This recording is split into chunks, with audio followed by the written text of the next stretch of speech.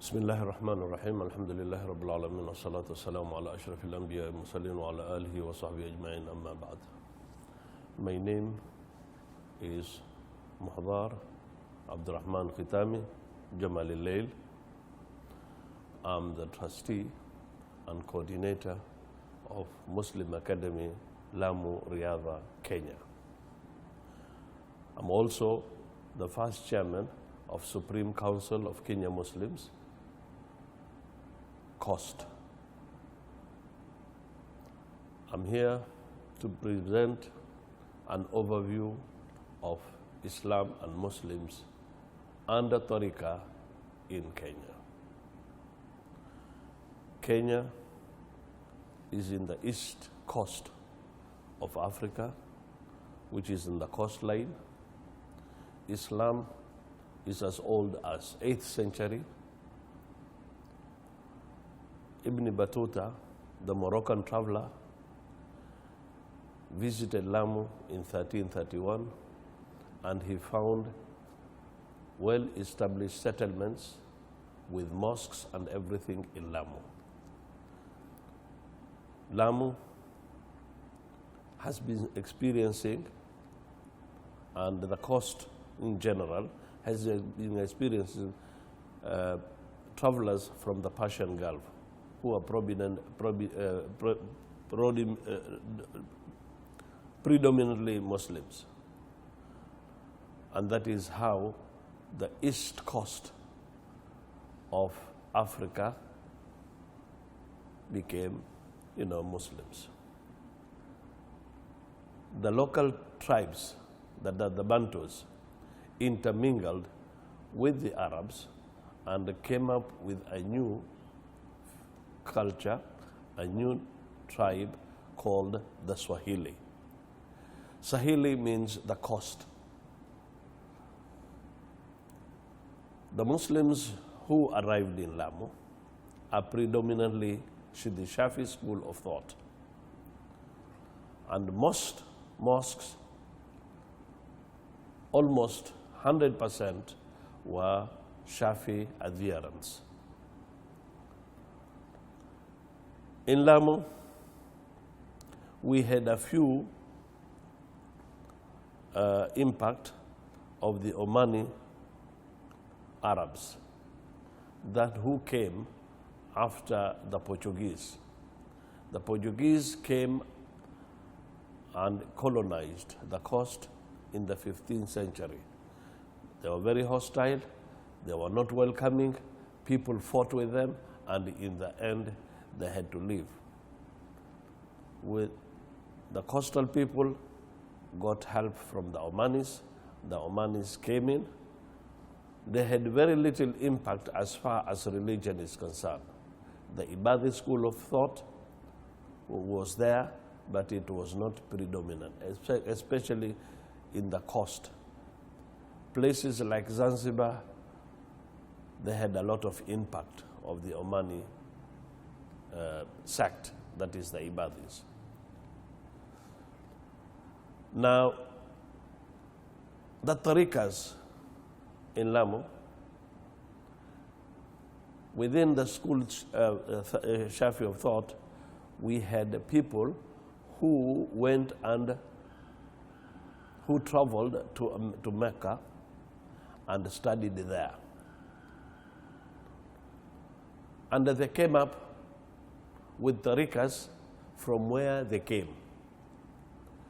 Now, most of them learned from people like Abu Bakr Shatta and Ahmad bin Zayn Dahlani, who are the Alawites, Ba'alawi Tariqa. That is how they came in.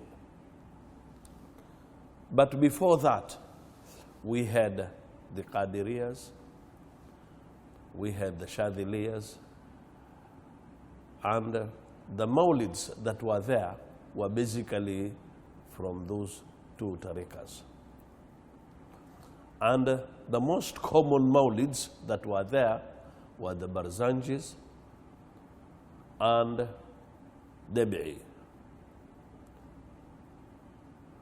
The Alawi Tariqa, the Ba'alawi Tariqa, was more institutionalized. It becomes more of an institution with the coming of a saint known as Habib Saleh Jamalilayl. He came from Komoro, whose descendants came from Pate, settled in Komoro, and later came to Lamu. He came to Lamu, he was born in 1844 and came to Lamu in the year 1862. Habib Saleh learned and studied in Lamu. He got his basic education and everything, and his masters were there in Lamu. He had a close connection to his ancestors in Yemen, and he was a disciple of Habib Ali al-Habshi. He built his mosque in 1901, right, and named it Riyadha, just like the mosque of Habib Ali al-Habshi. Habib Ali al-Habshi sent one of his students to Lamu with the book with the Maulid that he composed, which is known as Simtu Durar. It was first recited in 1907. Simtu Durar was first recited in Seyoun in 1906, and then the next year, the following year, he brought it to Lamu. So Lamu was the second city or town that recited that Maulid of Simtu Durar. And then it was sent to Java, or Solo. Right. This Maulid attracted so many people. Not is because of Simtu Durar, but because of the institute that Habib Saleh built. It was an academic center. He had students all over the East Africa, the native Africans, the people of Lamu, the people of Tanzania, Uganda. They all used to come and study in Lamu. And he sent his missionaries, his students, to go and teach in other regions of East Africa. So the Maulid became very popular because all the affiliates, spiritual affiliates of Lamu, would attend that Maulid. And there is a very big maqam of Habib Saleh there. And the people will come all over the world. From Yemen, we have visitors from Yemen. We had visitors from Gulf, London, and everywhere. The son of Habib Ali al-Habshi also was one of the dignitaries who visited Lamu, Habib Abdul Qadir bin Ali al-Habshi. And his son, who is the present Mansib, Habib Ali bin Abdul Qadir, also came to Lamu. And so many personalities like Habib Ali al-Jufri, Habib Umar bin Hafiz, and the others. And Sayyid Salim Shatri. Now this explains the importance of that particular Maulid. It has connections with various parts of the world, and it is instrumental in the spread of Islam. And in that Maulid sprang other Maulids in East Africa, where the students, or the students of Riyadha, spread Islam, and it's because of the Maulid whereby Islam has taken root.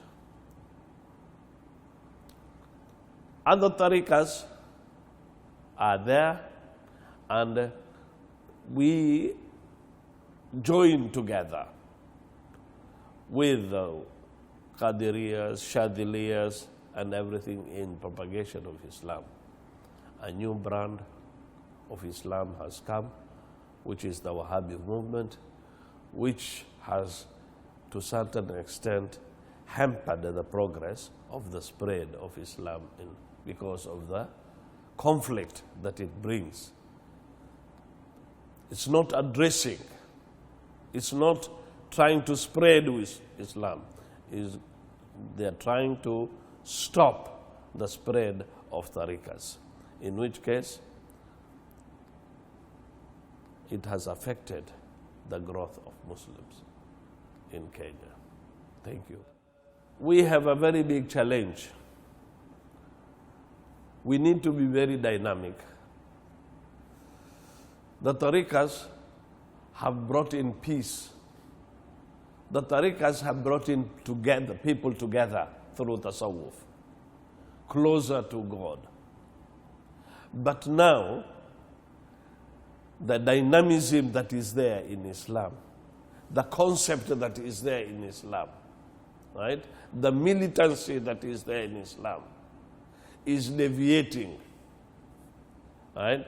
So Islam is becoming militant in the sense that it's a new breed of Islam with new ideas and new, philosophies and new things, new interpretation of Islam, what Islam is. And it has affected,